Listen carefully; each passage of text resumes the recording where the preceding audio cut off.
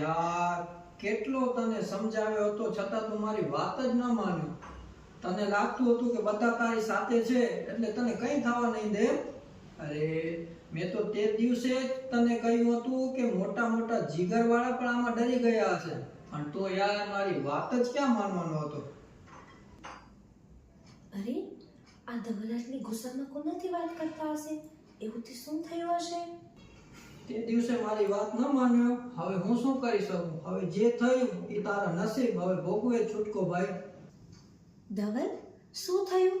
આટલી ગુસ્સામાં કોનાથી વાત કરતા હતા? કોણ છે? કોનાથી વાત ચાલુ હતી તમારી? અરે યાર કોઈ નથી, તું મૂક ને.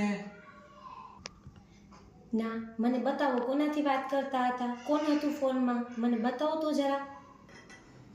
હા જોઈ લો ભાઈ.